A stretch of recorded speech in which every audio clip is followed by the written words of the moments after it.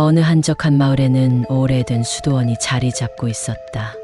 고딕 양식의 높다란 벽돌들이 쌓아 올려진 이 수도원은 마을 사람들에게 경건함과 성스러움의 상징이었지만 동시에 섬뜩한 전설을 품고 있었다. 그곳은 한밤중이면 이상한 소리들이 울려 퍼지며 누군가 보이지 않는 곳에서 걸어 다니는 듯한 발자국 소리가 들린다고 했다.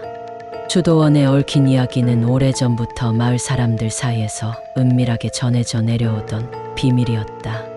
몇 세기 전 이곳 수도원에는 아름답고 경건한 수녀가 살고 있었다. 그녀의 이름은 클라라였고 그녀는 수도원의 모든 규칙을 따르며 누구보다도 신을 섬기고 있었다. 그러나 어느 날 그녀는 남몰래 한 젊은 남성과 사랑에 빠지고 말았다.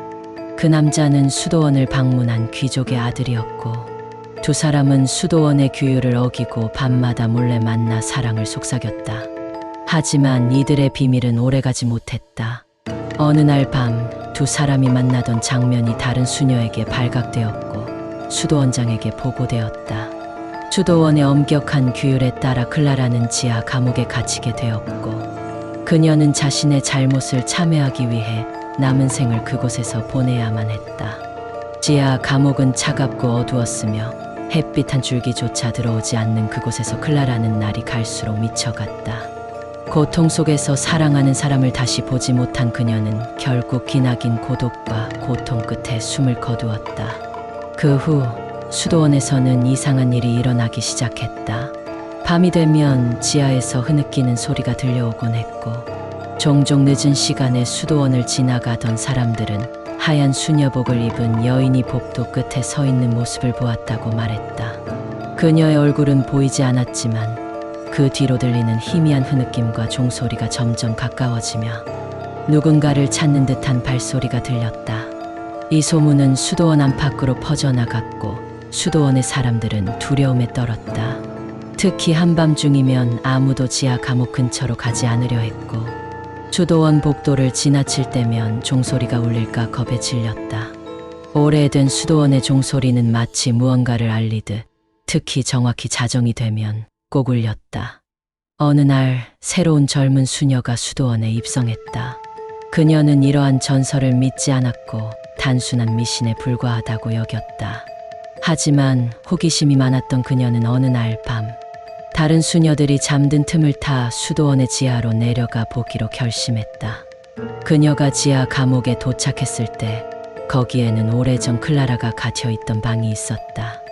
문은 사가 문드러져 있었고 문틈으로 스며나오는 차가운 기운이 그녀를 움켜쥐는 듯했다. 갑자기 종소리가 울리기 시작했다. 그녀는 그 순간 등을 쳤다. 문틈으로 누군가의 그림자가 보였고 천천히 흰 옷을 입은 여인이 그녀를 향해 다가왔다. 그 여인의 얼굴은 눈물에 젖어 있었고 입술은 움직였지만 아무 소리도 나오지 않았다. 그러다 이내 흐느끼는 소리가 주변을 가득 메웠다. 그 순간 젊은 수녀는 자신이 절대 돌아가지 못할 곳에 발을 들였다는 것을 깨달았다.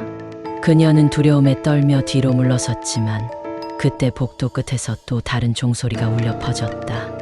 이제 그녀는 클라라의 원한이 아직도 이곳에 남아있다는 사실을 부정할 수 없었다. 젊은 수녀는 필사적으로 수도원의 문을 향해 달렸지만 복도를 따라 울리는 종소리와 흐느낌은 점점 더 가까워져만 갔다. 그리고 그날 이후로 그 젊은 수녀도 다시는 사람들 앞에 모습을 드러내지 않았다. 그녀의 이름은 기록에서 사라졌고 사람들은 그저 수도원에 또 하나의 비밀이 추가되었을 뿐이라며 소름 끼치는 소문을 나누었다. 오늘날까지 그 수도원에서는 여전히 자정의 종소리가 울리며 길을 잃은 영혼들의 흐느낌이 어딘가에서 들려온다고 한다.